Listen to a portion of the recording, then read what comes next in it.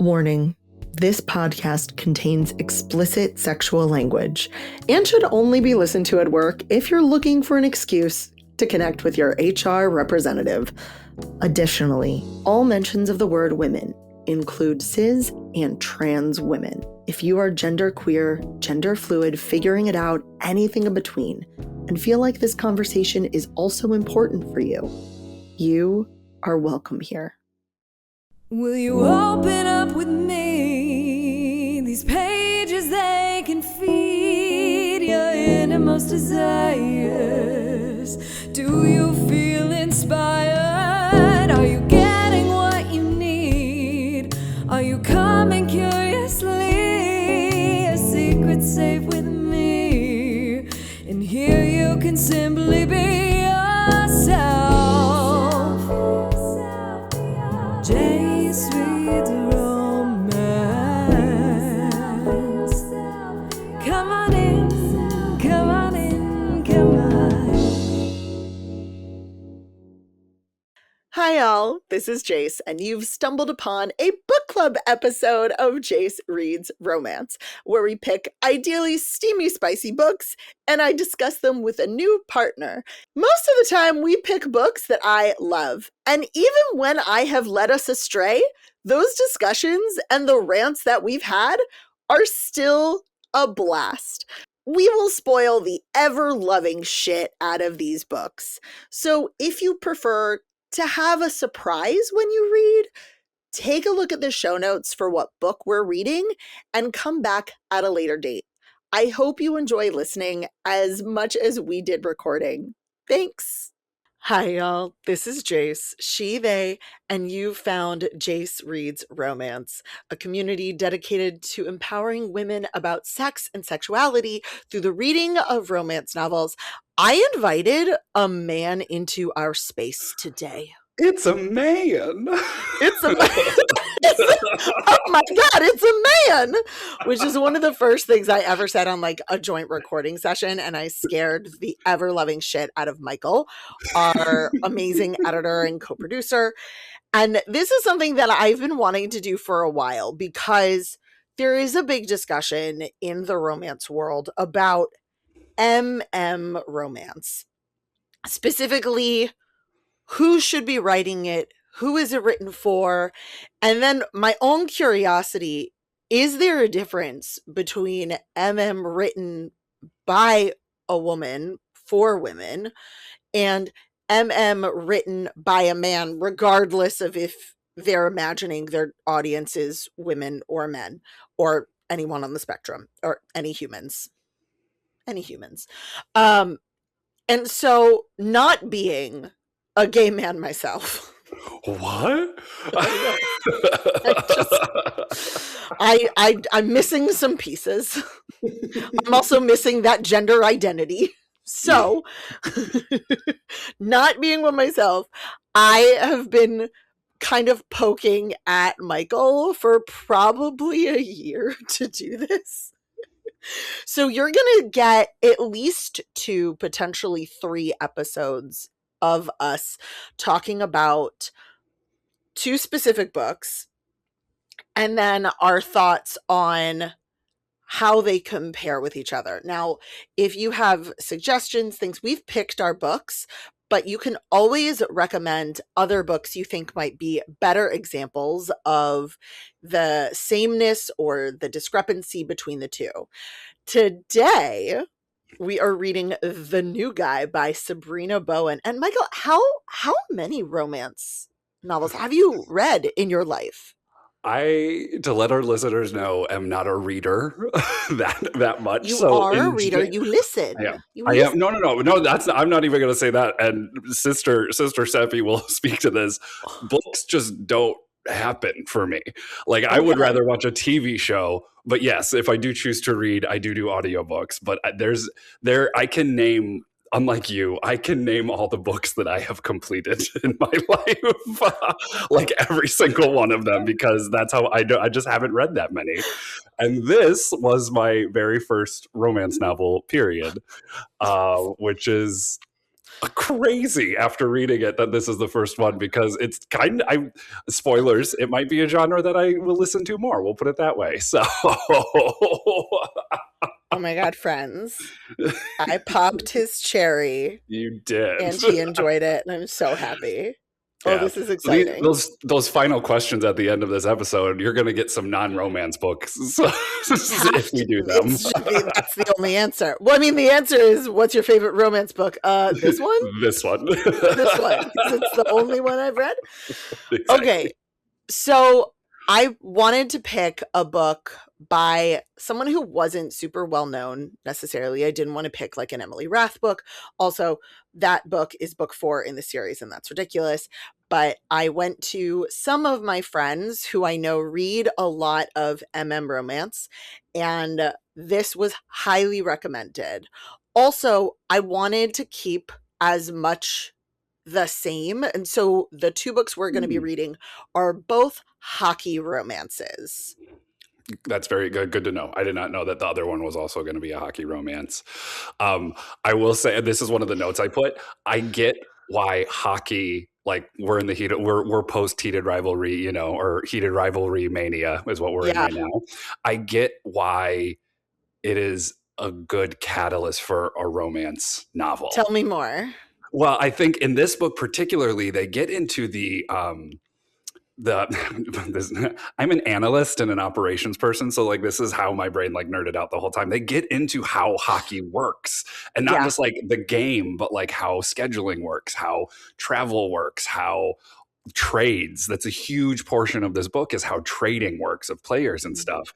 And like as I was reading it, and as like some of the stuff was happening to Hudson, one of the main characters, I was like, oh, this lends itself to that drama, like that pull, that push and pull of like love, and like, oh, is this something bad will happen, but yet it's fixable, but it's still makes distance happen and stuff like that. And that was very interesting to me and made sense why hockey is kind of a thing or a theme.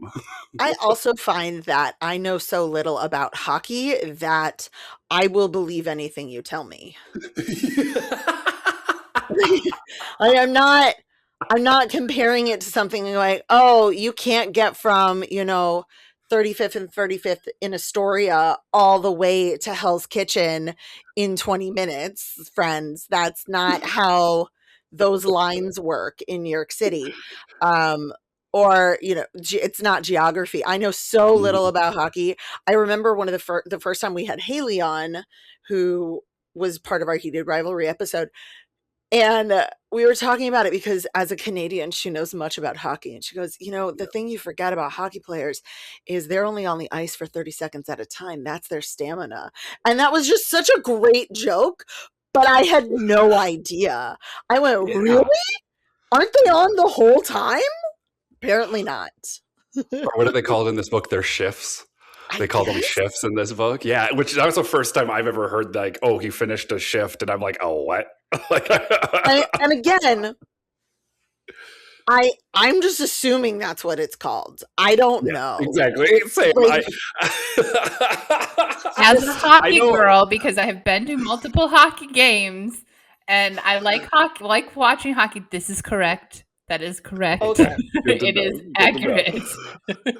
Yeah. I was just gonna say, I'm the same. Like I know enough, but I don't know like hockey terminology. I know enough to like watch it and work as a bartender at a sports bar. That's how I know enough to like talk about hockey, right? Like so I don't know that.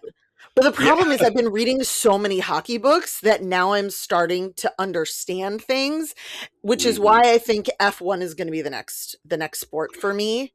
Okay. Because they're so complicated, and they're like, ooh, the cars. I'm like, that's so beyond my scope of engineering understanding that, we're just going to go with it.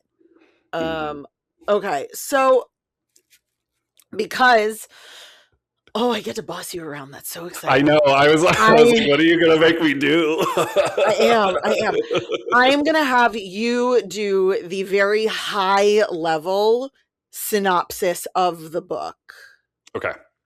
All right. So high level of this book. Yes. I'm gonna throw a curveball, and I'm going to say this book is about three characters. Yes. The two characters are the love interests, the two men, Hudson and Gavin. Both of them are new guys in their own right. One is a new hockey player, one is starting a new job. And then the third character is a child. And that child is the heart of this book. We'll put it that way. But overall, it is about two men that are emotionally damaged, and they are coming to terms with that emotion and learning to open up and try and finding a very deep love in that opening up of who they are. One is out, one is not out. I would like to clarify that. And one of them, obviously, the emotional damage is coming out, and the other one is grieving and coming out of grieving as well, which I really enjoyed. But it is about their story, and they work on the same team together, hockey team, and it's how they fall in love and their romance of that nature. Right? That's a good summation, I think, a good right? summary. Okay. You just had so many more feelings, and mine are like, this is what happened. Oh my God. I'm not gonna lie. This book put me in my feelings. I am I was in an emotional place last week into this week for some stuff, which we might get into. But like, some of these chapters ruined me, and not like like I started crying at one point. So. Oh, there was a gasp or two that I had. Mm-hmm. I will say that overall, in comparison to other romance novels, this one is fairly emotionally safe in terms of the plot twists. Yes. Yeah, I will say, I agree with you. Like, Yes. the plot twist, I could kind of see coming. We'll put it that way. And so, like, I also wasn't taken aback. Yeah, and it never felt like unnecessary drama, and the drama was resolved very quickly. I'm going to challenge that. Ooh, So as much as I think Jordan, the Jordan is the child, she's 7 years old at the time of us getting into the story and meeting her, is Gavin's. She is Gavin's daughter from his marriage, but adoptive. See, I can't do words either. It's hard. Ooh, look at you. Gavin's adoptive daughter from his husband, who his husband adopted her first, and then they got married and then adopted, and then the husband passed in a car accident. Very suddenly, and left Gavin with Jordan to take care of. As much as I loved her and thought that she was a beautiful push throughout the story, at the beginning, I was not sold. And I literally put a note that said, this child is just here to create drama. Because I was just like, well, they're already having moments, and Gavin just needs some sort of block or something. Like, that's what it felt like to me at the beginning of this book. That's interesting, because I never felt like Jordan was going to be the block. I thought I'm going to put it out there. There's a second act breakup, but I understood why. Is that what it is? Just as a new romance reader, I'm sorry to tangent off on this, but would that be considered a second act breakup? Yeah, they do break up, and then they're moody. They do, yes. Angry. But like, to me, like, the theater part of me is like, that's like the conflict. Like, I don't know, but it makes sense, I guess. Yeah, it is second act, and then the third is act. Okay. I mean, there's also a third act breakup, but like the second act breakup.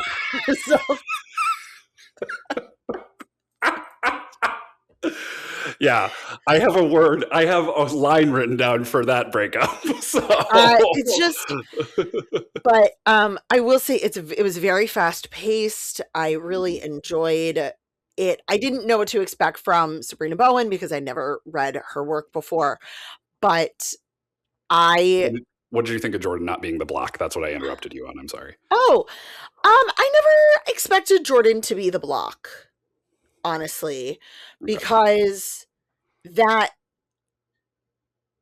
I never got that vibe that Right. single dad, because also single dad is such a trope. I went, single dad. That's not the problem. Mm. Um, and I feel like if it had been a problem, it would have been a problem much faster. The only thing I could have imagined was Jordan having big feelings about Gavin dating someone new. And that's a hard conversation, but Yeah. I think yes and no. The only reason I could have foreseen Jordan being a block is him if Gavin dating Hudson gave his in-laws, who threatened to take Jordan away from him, gave them ammunition for actual legal action. Yeah. Okay. And Agreed. That's what my brain kept thinking too, especially when we get check to this the in out. envelopes. Eunice is the mother-in-law's name. First off, what a name! Like dripping out of your mouth when you say it, like just Eunice. It's such a waspy New England name. Yes. And they treated her as such. Like, we're going to get a place in Manhattan that's nice and it has a pool. We couldn't find one, so we found this beautiful cabin in New Hampshire for her. Like, literally. Yeah. My husband's a CEO, so I can just go whenever. It's fine. I hated her, though, every time. Yeah. It was also really interesting to me because not that I agree with this thing, but the way that she spoke about Jordan was, it's my last connection to Eddie. I'm like, not his husband. I mean, I know you didn't like that he married him, but also I would imagine that kind of person would be the kind of person who said, well, she's not my real granddaughter. That's just, I imagine that would have been her vibe. And so the fact that she kept saying, this is what I have that's left of my son, just made me feel like she was being really petty. I remember one of the lines Gavin says, he had a 10-page will. If he wanted you to have Jordan, you would have Jordan. Yeah. And that like C story arc, I loved that. Like how he like on the phone, like just ripped her a new one. I'm just like, yeah, fuck yeah, Gavin. Fucking finally. We're like 30 chapters in and you finally say this to her. Well, I think both of them had these parental figures that really weighed on them in different ways. Gavin is estranged from his parents. He and his sister are very close, but his parents, and we don't get the background, and we don't need to get the background, did not support his coming out, and they don't have any contact and haven't for years. And then there's this very interesting, to me, waspy expectation that Eddie, the late husband's parents, had for him, which he was a pediatrician. He was doing well for himself. He was 9 years older than Gavin. He had been dating this girl in medical school, even though like he was bisexual, but they'd been dating. And so his parents kind of assumed, oh, he's still going to have the life we expect for him. And then the girlfriend broke up with him. He went through the adoption. He went through with the adoption that they had started, and he got Jordan. Eddie meets Gavin when Jordan is 2 and proposes 6 months in. Yeah, so short. So fast. So short. And low-key, Eddie stalked Gavin. Saw him in the park doing some sort of exercise with his friends. Because he was working at a college, right? It was athletes. So I was studying. I think he was finishing his degree because he was like 20. Yes, but they were working out in the park. And that's why he stopped and watched them. Yeah. And because then brought Jordan back the next day. Yep. And that's all we know. Then they just started off together. But that's all Gavin needed to be like, wait, cute man, I will talk to you. It wasn't, long lingering looks and weeks. Nope. And I had to work myself up. No, Gavin noticed him that first time, and then the next day went, all right, I'm going to talk to you. Yep. One of my favorite tropes is the, oh no, I didn't know who I was hooking up with trope. I love it. So chapter 1 of this book. Chapter 1 and 2. 1 and 2, So, yes. So Gavin decided he took this job as an athletic trainer with a Brooklyn hockey team. He moved Jordan to Brooklyn, which of course his in-laws not happy about. And Pause. he's living, yes. Pause for a second. A little detail that I think is really good about this Tell me. is he took a job with the hockey team because Eddie was a huge Loves hockey fan. Oh, that And is that's a why good he detail. looked for a job in hockey because he missed Eddie. And I thought that was just so sweet. And I'm like, I would do that. Go on. I love one of the scenes where he and Jordan are watching hockey. And he says, oh, Jordan, why don't you go change into your pajamas during the intermission? Because then when the game's over, you'll be ready. And she goes, no, I have to wear my jersey. And his thought is, Eddie would have been in his jersey too. Yeah. And I will say, it's not that this has just happened. It's been 2 years since Eddie passed. So this is grief, but it's not super fresh.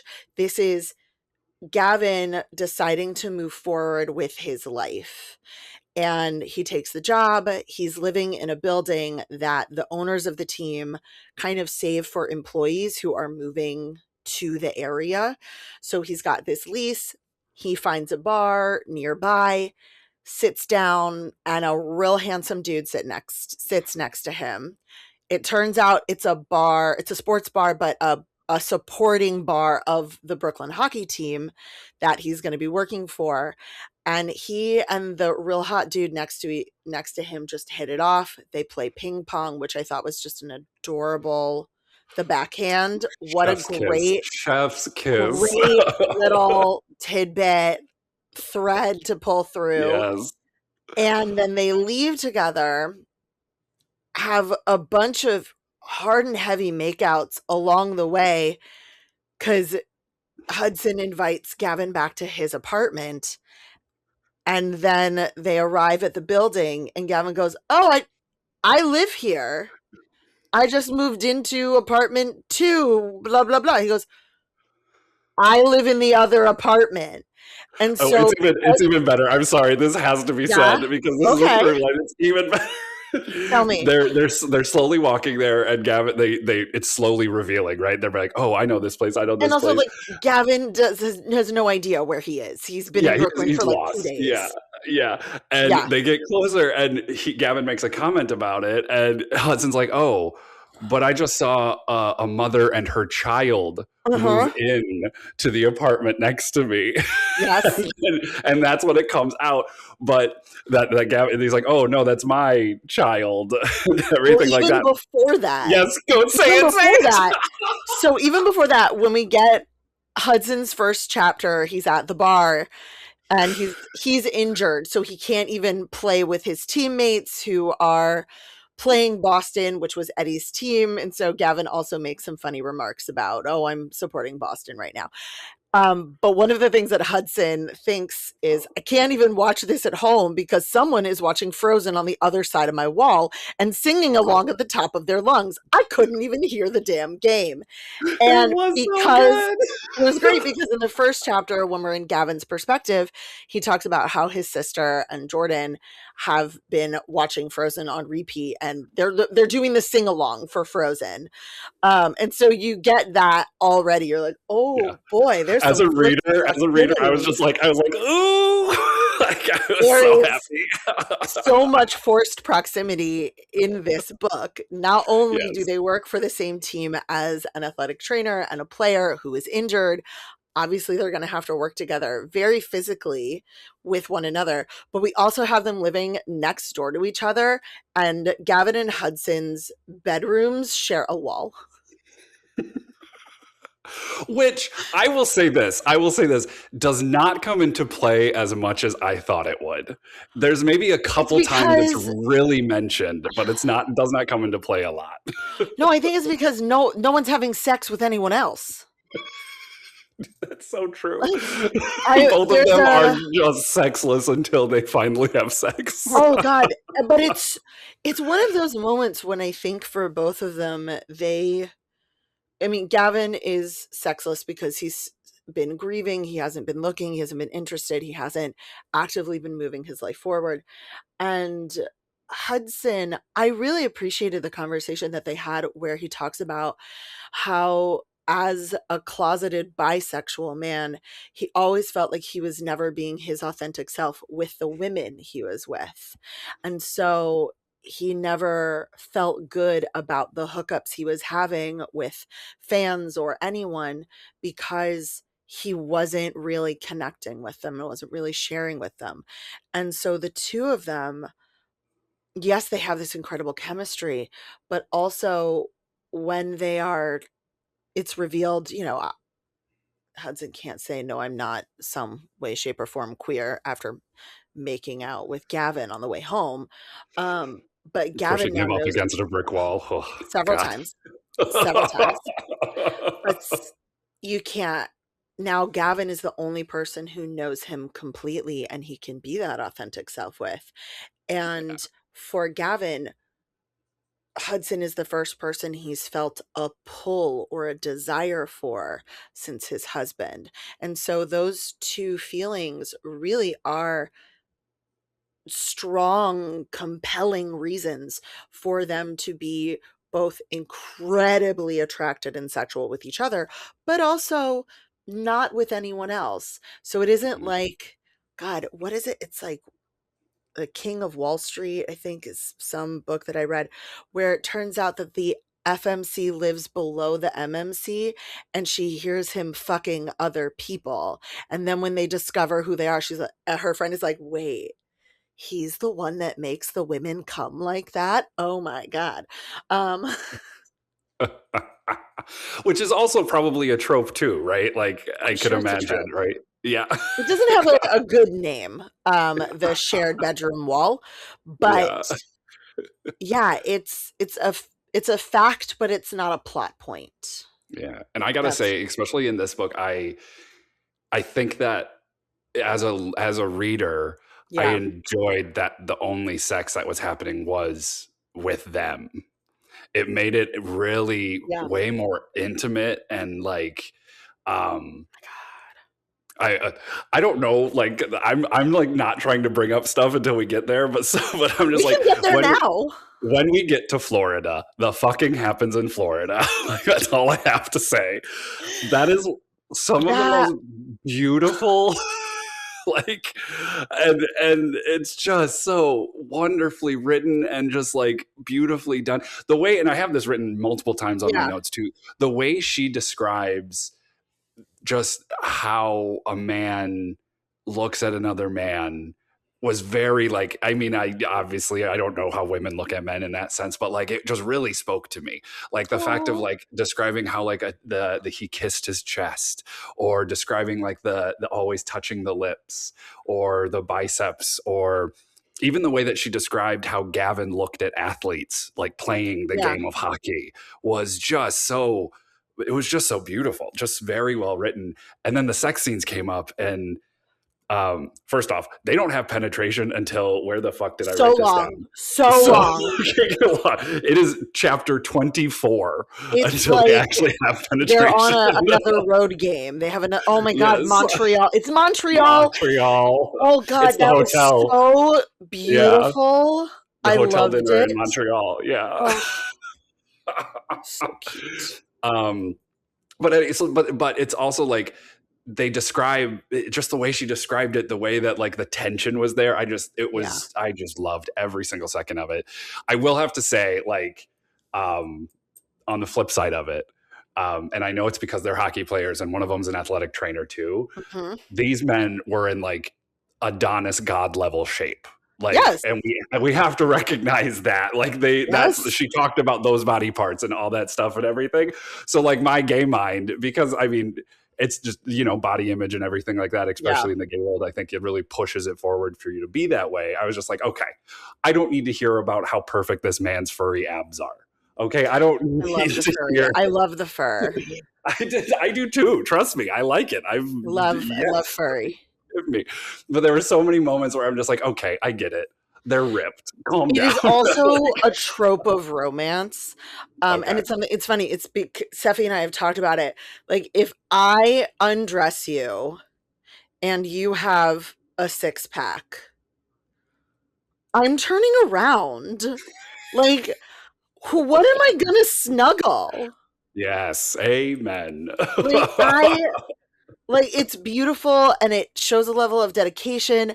And I think for athletes, I accept their physique more than I do actors, because, and I'm sure athletes do train certain parts or have, ideas about their physique and how it aesthetically looks. But the reason they're in the gym so hard isn't so they're hot. It's so they can, in hockey, skate fast and smash Yeah. into each other. What did Haley say? Do their job. Because Haley Do said their there are job. men doing their job. They are in Exactly. the gym to do their job. They're in the gym to do their job. And if you look at like rugby players or football players, those extra pounds, like, I love an extra layer. I love a squish layer on top of the muscle. And especially with actors and the visuals that we get, actors and models, like, they go to the gym and they work with trainers to enhance the aesthetic of their body. Yes, exactly. Yeah. And there's nothing wrong with that. Absolutely nothing wrong with that. But I accept an aesthetically pleasing physique from an athlete because it's a byproduct of the work they're doing for their job, and not because I want to look hot for, honestly, for bros. Like, It's to like really compare. true. It's for bros. It's to be like, look, I got my six pack, bro. Do Yeah. you have your six pack? I can squat this much more than, like, it's not for the ladies. No. The only time I find it acceptable is when someone is making like a gym video for TikTok that's like, when she says she's too heavy for me to throw around like a wee doll, and they're like deadlifting like 200, 300 pounds. And I'm like, all right, so you could do that to me. Yeah. All right, I accept that. And I think the author of this too also plays into it, because there's a line that Hudson says that I cackled, because I'm like, first off, fuck you, Hudson. Second off, all he says is, all I got from this hockey thing is just a few $1 million in muscles. He could not stop laughing. Hudson has Hudson is all right, let's talk. We've talked about Gavin a lot and the grief, Yes, and his late husband, Eddie. And remember, Gavin is only 25. Yeah, Gavin youngster. is 25. So he was 20 when he met Eddie. He was in college getting his degree to be an athletic trainer. And they were only able to be together 3 years before he died unexpectedly. So there's a lot. And he's young.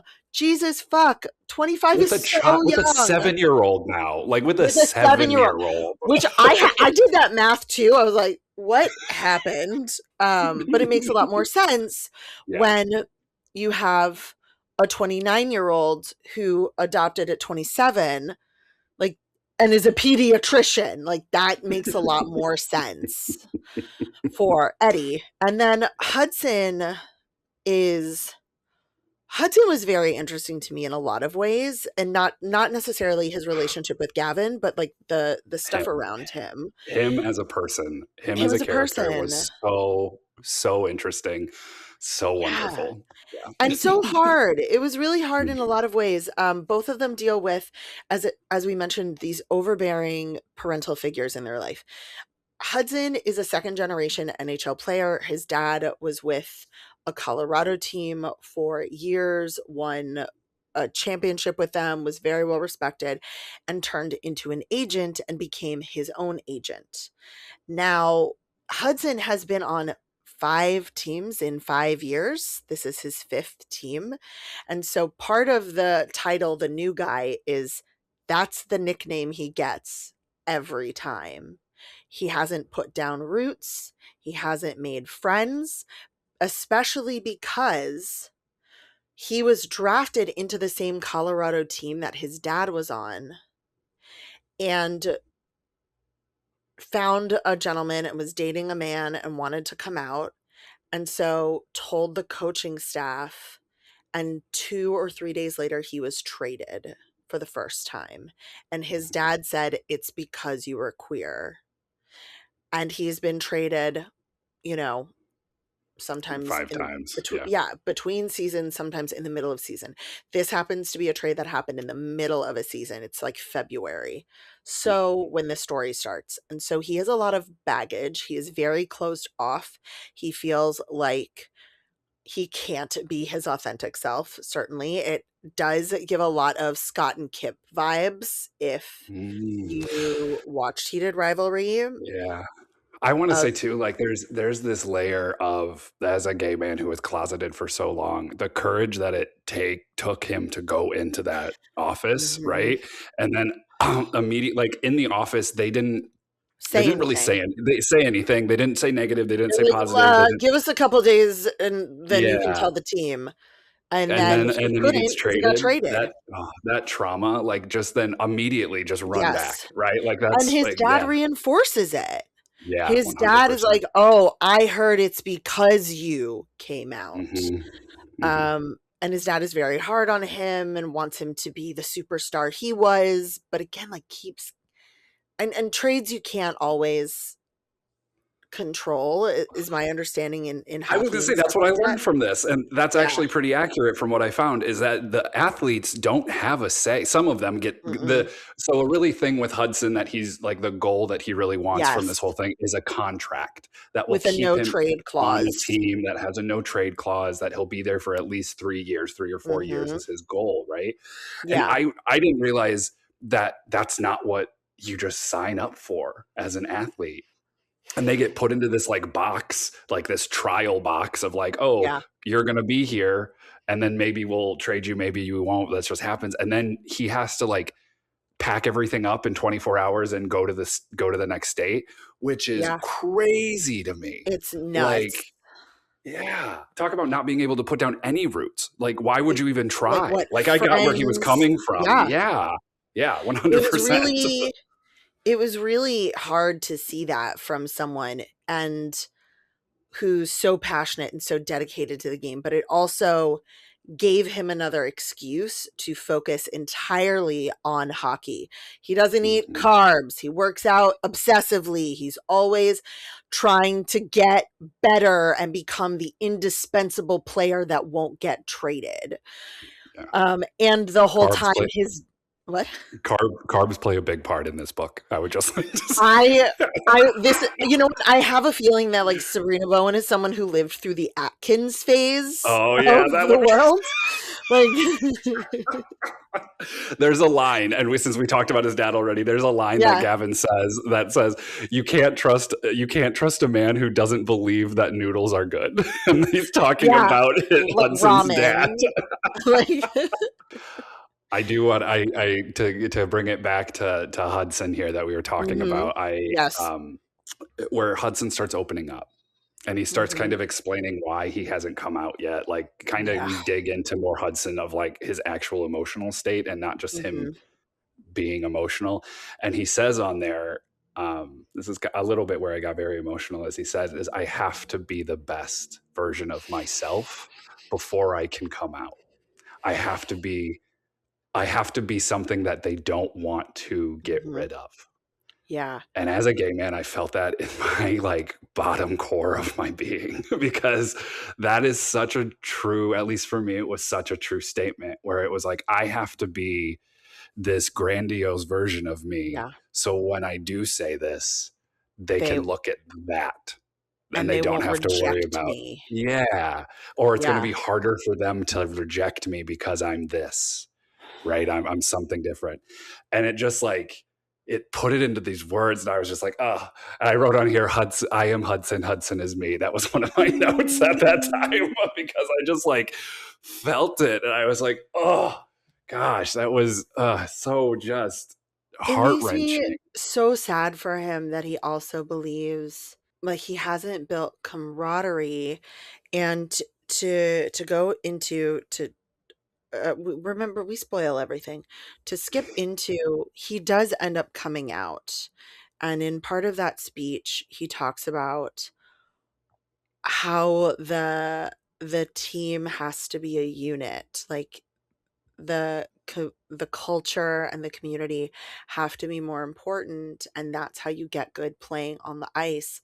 And he says part of the reason why I also never shared with y'all is this thing that I was hiding. um and so he recognizes that by isolating himself and focusing on just the hockey, he's missed out on the opportunity to really build himself into the teammate that Mm. works well with them. And that was just, I loved that. I did I too. loved I did it. too. It was I by the end of this book, like I was just Gavin to me was a side character, and I mean that with love because Gavin was a great Yeah. character. But I was just like, by the end of this book, I'm just like, ah, Hudson, this is your story. Like we're even though Gavin started it, and there's a lot of Gavin in it, it's your story. I think also Gavin's healing comes so much earlier. And Hudson's He gives healing, himself. Yeah. I yeah. get yeah. Like Gavin overcomes the big obstacles that are placed in front of him as his own individual self so much earlier than Hudson is able to. And when and then I did there was a so oh my gosh, where are we? We're jumping around because I wrote on Yeah, here. I literally because I wrote so I would remember it. Chapter 15. He says why he can't come out needs to be the best overall, the one you can't live without yep. before revealing. And that was chapter 15 that he did The that. Like, only gasp I remember making, like truce, I was not expecting for Hudson to get traded again. oh, That one just like ripped my heart out. I thought Eunice was going to be the break. I thought Yeah. I wrote down on here too. I said I must be jaded because I'm just waiting for the next shoe to drop in this story. Like Every there was time there this was an stretch of envelope, chapters. I was like, what? Oh, the first one. So spoilers. He gets. So Jesus. Eunice has said she's going to talk to a lawyer and file for custody, which number one, Hudson immediately says she can't do that. Love that. I have an aunt who's a social worker, and there unless you can Grandparent prove custody isn't a thing, is what isn't he a thing, says. Yeah. and unless you can prove abuse or neglect, which you Mhm. can't, she has no grounds. So Hudson also immediately is so supportive, and this happens in like Montreal. in Montreal, like right before Hudson planned this beautiful romantic gesture. He upgraded his room to a suite. He ordered them room service. He even ate carbs. Like it was so beautiful, but he also could see that the call that that Gavin had just had with his mother-in-law was weighing on him so much that he says, let us eat because nothing happens if we're hungry. And then I'm going to give you my laptop and we're going to figure it out. Okay. Yeah. And I think also that sense of caring and understanding is what leads them to then be so vulnerable with each other physically. Mhm. And I But want to so say then he also, later, oh yes.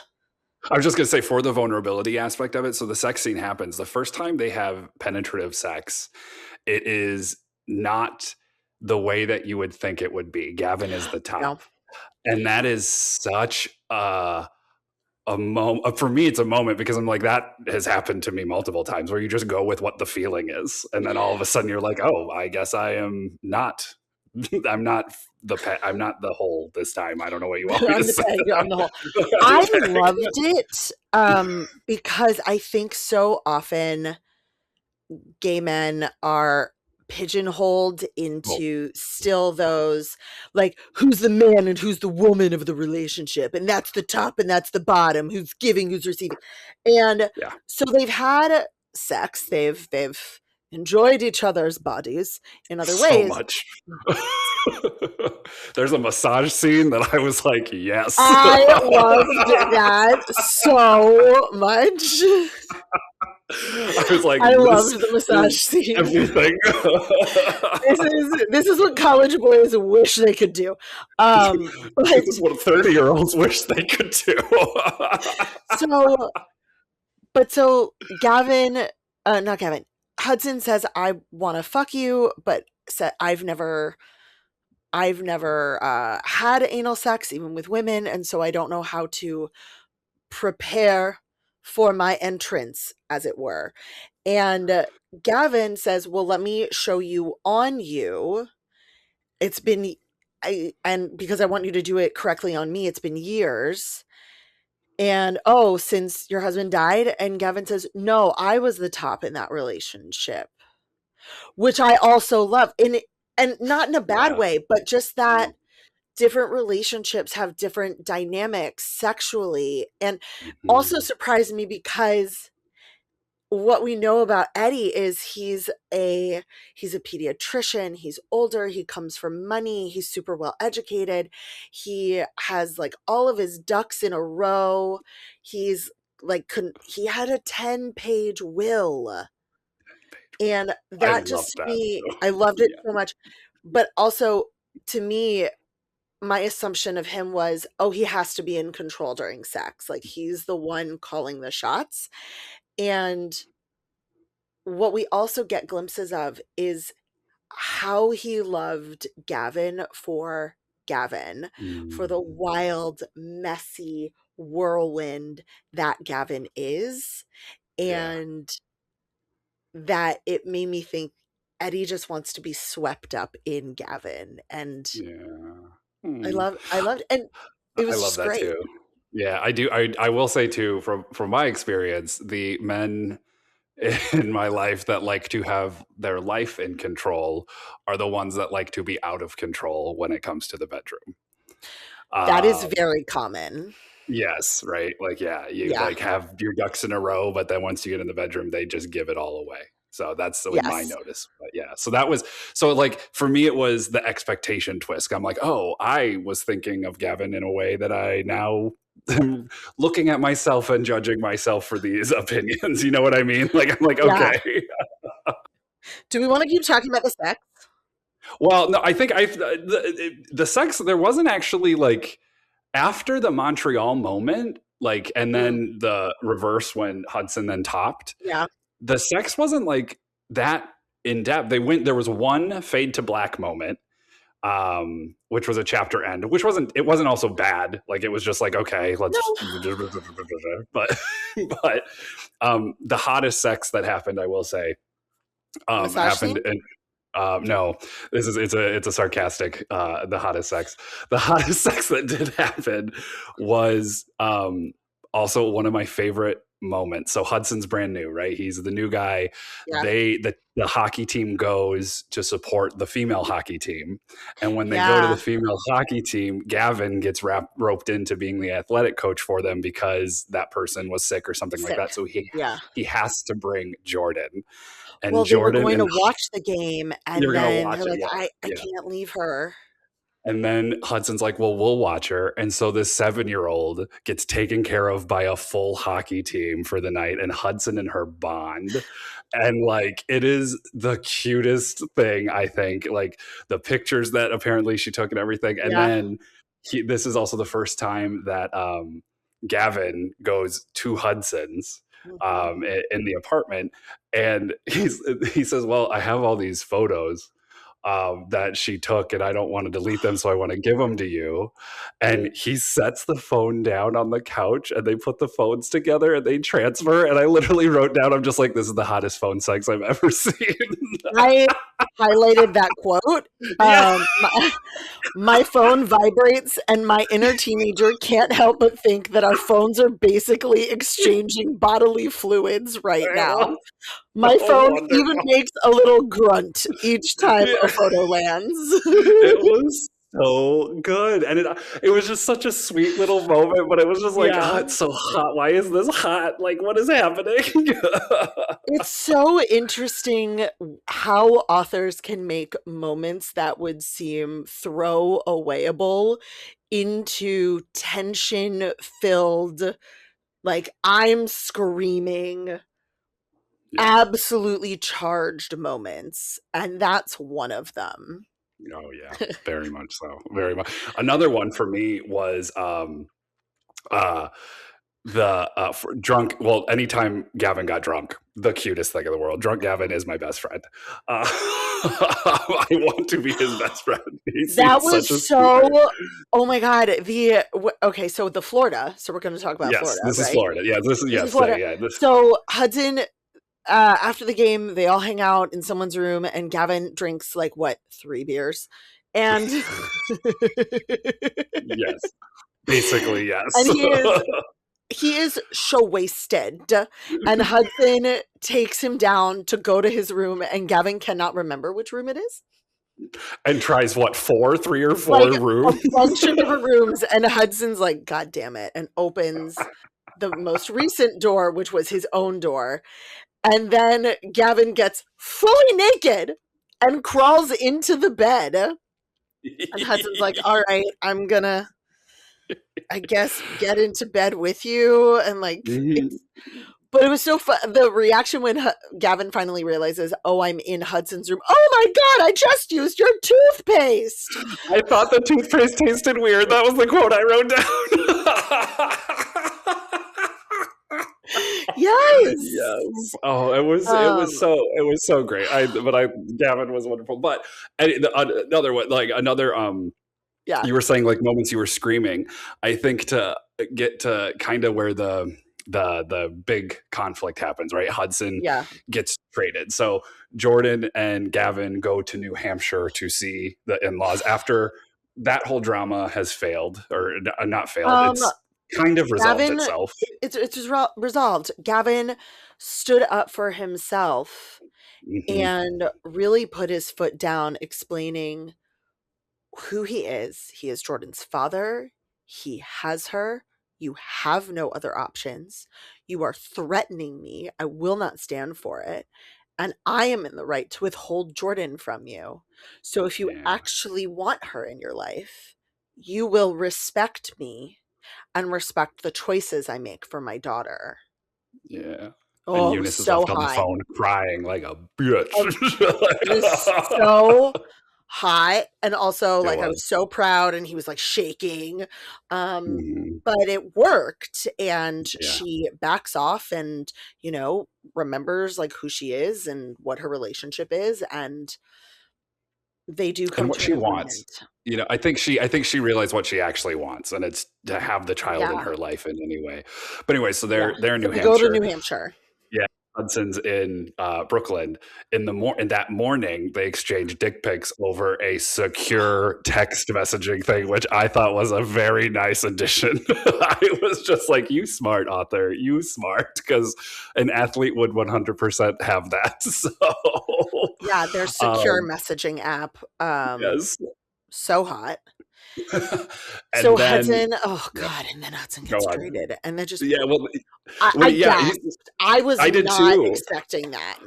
Yeah, and the way he says it on the phone call, like they call whatever, and he's like, "Oh, they like broke up or like something he couldn't hear." He's like, "Oh, I thought I lost you," and Hudson's like, "You did," and I'm like, "Oh, fuck you, Hudson!" I literally you said that. I'm just And like, you are an asshole, dude. I Like, mean, Hudson is, this really breaks him in a lot of ways because he'd been working so hard. He'd had a fabulous postseason. He was really making himself indispensable to this team the way that he thought he should. He told his dad, like, please don't trade me. Like, please do everything you can not to trade me. I'm building a life here. I have Gavin. And then it happens. And not only does the trade happen, but it's back to Colorado where he has that trauma from. And so for him, he had finally started to open up and live for more than the game and, you know, be a well-rounded person. He'd had lunch with the captain of the team and like Yeah. eaten the bun on the burger. And we're going to talk about carbs a lot. We just have to make jokes about the carbs like constantly. But When the captain was like, "It's not going to taste good without the bun," I was like, "Thank you." I think it was like it would be a crime not to eat Yeah. that. We're in a French bistro. Also, there are truffle fries. Like, Yeah. Can I ask Although a I thought it was question? interesting. no. Wow. No, I just had a thought. And because I have not read the book, so I don't know the history of Hudson's trading schedule from his dad. Yeah. If there were hints of Hudson possibly finding roots of some type at his other teams No. when he would get traded before, if maybe his dad has some underlying homophobia, and so that would have prompted the trade at this point. So they don't get into it, but I will say they play into the dad's homophobia because the dad is Hudson in one point of this whole thing, Hudson wants to come out. They make a plan. Yeah. They're like, I'm going to come out on August 18th. I remember the date. I thought it was 15th. Was it 15th? It was the 15th. Okay. August 15th. I could be wrong. I can come out. I'm going to come out to the team. And they're figuring it out. Even Gavin even starts looking for other jobs just in case they can't be together and work on the same team. Which, on an aside, I think is fucking crazy because everyone on the team, everyone else is dating or married to someone else in Brooklyn. Yeah, that one. But I also understand it. Yeah, just in case. Yeah. But everyone else is not. It's not as intimate relationship as athletic trainer and player. Yeah, but anyway, they're touching each other constantly. So I think that definitely has homophobia. Oh yeah. Well, he tells his dad, and his dad keeps asking him to push it off. Yeah, like, he does say that. Like his dad's like, "Oh no, just wait. You don't want to create drama right now, or like you don't want to create. You don't want your personal life to be the story." Yes. But when Hudson came out to him initially back, 5 years ago, he was like, yeah, no worries, no problem, I'm fine with it. And so the big reveal that happens for Hudson, I'm just gonna spoil it. Please, I'm glad we're getting here. So he gets traded back to Colorado, and the head coach of Colorado that Hudson was drafted with is no longer there. It's one of the assistants who is now head coach. But this assistant was in the room when Hudson came out and was part of, in Hudson's mind, the trading of him for being gay. And so he's got a lot of apprehension just about this person in general, because you were there for one of the worst moments of my life, and you clearly didn't want a queer hockey player here.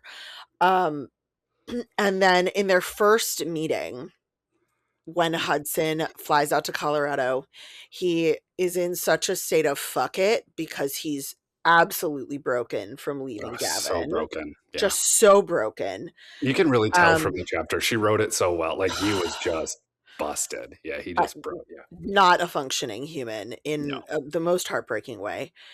But he confronts the coach about this, and the coach reveals that he had actually already been traded by the time 2 hours before that conversation. 2 hours he made the announcement, but the NHL has to approve it. So there's some process of approval before you can tell the player, and that hadn't happened. His trade had nothing to do with his queerness. It had already been done before he came out. And the coach acknowledges that they were silent because they knew he was getting traded, but they could have and should have said words of support instead of silence. But what we learn, is that Hudson's dad, who said, I know it's about you being queer. I was told from my inside sources, basically lied to Hudson to keep him in the closet all of these years. And so in the middle of that conversation, he just texts his dad, "You're fired." And he That's starts the working with beautiful a end of new that, agent. like, It was yeah, so beautiful great. end of that, like, paragraph. He just said, and then I got on my phone, I texted my dad 2 words, "You're fired." You're fired. Like, I was like, And yes. yeah. And he signs with a new agent who's, of course, married to one of the Brooklyn players, who comes for a visit, and he ends up coming out to her and a teammate on Colorado that he was roommates with back. Stony. Stoney, but back when he first got drafted, and Stoney's like, yeah, you were dating that guy for a while. And Hudson's like, what? He goes, well, there's one time where I was home and you were having sex and it was really loud. I will tell you, like, so I thought Hudson during this trade thing, like, there were rumors his dad kind of played into it, like, oh, there's rumors you're gonna get traded, you shouldn't come out. Like, there was this whole like play into it, and it really was fucking with Hudson's mind. And then he goes for a run, and that's where he has lunch with the captain. I thought he was gonna tell the captain. I thought he was gonna come out to the captain and, like, because that was such a random side moment. I'm like, oh, maybe he's going to break down and finally, like, say something. And then it happens in Colorado. So, like, I don't want to say nonchalantly, but almost kind of was when they were, like, having the beers, and Hudson's just like, well, what if it's not a female? Oh my God. And his new agent's like, ooh. And Stoney's like, okay, like, a woman. Like, who's the girl? What if it's not a girl? Okay, woman, I know. You don't have to, like, tell me. And he's like, and the new agent's like, that's like, not what he means, buddy. That's not. He's like, oh, I mean, like, I know that you were dating that guy. What? Yeah. I want to ask you, as a gay man, not is this realistic or not? Because the thing about romance for anyone is it's not realistic. This is not, it's not. This is a fantasy of sorts. Yeah. However, it needs to be grounded in humanity and reality. And so I'm curious, are there things that you felt in this book really hit home and you recognize as, like, this is not that every gay man has the same experiences, because no like group has the same experiences. But is this an experience that would be familiar to, if not you, then peers that you know, or things that you're like, oh, that's not how that works, except for prepping. We understand. Yes. I do have to say, there was, like, a moment of like, I had to take a step back. I'm like, okay, they aren't going to get into all of it, Michael. Calm down. I have the same moments when I'm like, how are you wet already? He just looked at you, and it's flowing down your thighs. It's hitting your knees. I was like, I think you might want to see a doctor about that for people with vulvas. I'm like, there's no way, if you are wearing underwear, that you are wet down to mid thigh. Like, that's not realistic. That's not realistic for people with vulvas. So I'm curious. Yeah. I'm going to answer this kind of maybe in 3 parts. So amazing. I think the sexual desire was so real. Like, the way, like I said, like, the way that she describes how they looked at each other's bodies, the first 2 chapters of how they just, like, met and just went with their, like, animalistic urges towards each other. That's so real. And the sex, I think the way that she described the sex, I thought was very earnest. Like, I mean, obviously everyone's different. The thing that surprised me the most, that I thought was the most real, is I really took more emotion out of this romance novel than sex, was the emotion. Yeah. Like, how men treat other men, and especially in the 2 gay men that maybe are closeted in a work environment. like that was so realistic to me, where I'm just like, oh, you both know each other's secrets and you're finding little moments to have them, but you're still like who you got to be in your job. Yeah. Like that was so realistic. The other thing that like really hit me with that same kind of mind is like, I've been with guys that are scared to open up. There's a lot of like emotional trauma and stuff like that. I've dated guys that are like that, and the way that it was realistic of when Hudson was open enough to start sharing and was kind of letting that flow, and Gavin was not pushing, I guess is the best way to put it, and kind of just let it happen and ask questions, like kind of pushed here and there. I was like, it is realistic and healthy. Like I know the unhealthy way that I've seen that happen. I've done unhealthy ways with people who don't open up and I've just pushed them too hard. Like I get that, but that was just I connected with that a lot. The thing, however, this book frustrated me on that I could not connect with. Yes. All these people have money. All these people have unrealistic expectations of money. And the contract that fucking Hudson gets at the end of this book is $12 million for 3 years. And what frustrated me was the ending and the resolution of the whole thing. Because one, yes, if a hockey player who is making $12 million says, yeah, come to Colorado, I would fucking go without a question. Like, I'm sorry. Yes, I love him, but like, he's also making $12 million fucking dollars. Like, he'll take care of me. And it's just the amount of times like money just kind of was like, oh, here he has it. I'm just like, fuck you all. Like, this is so unrealistic. I mean, not for a hockey player, maybe, but. Do you have any final thoughts before we move into the final questions? No, I think I've said all of my final Amazing. thoughts. Okay. So you can cut that question out. Here are Jace Reads Romance, not like you didn't know. I have 5 questions that I like to ask all new guests who are here on the podcast. And the first one is, what is your favorite romance novel? This one. Good choice.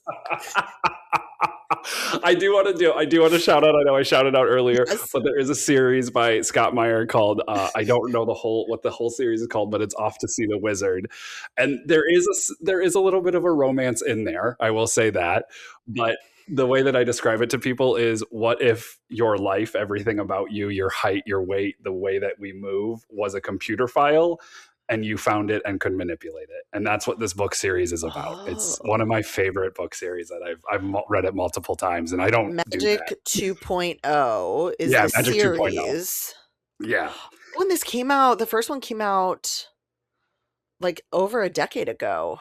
Yeah, it came out a long time ago. And then there's I can't remember the name of this book, but in one world, the reason why it's called Off to Be a Wizard is because they go into medieval times with this, but Atlantis is also involved, and Atlantis is just a world of women, of a matriarch run society. And it is Spell or High Water.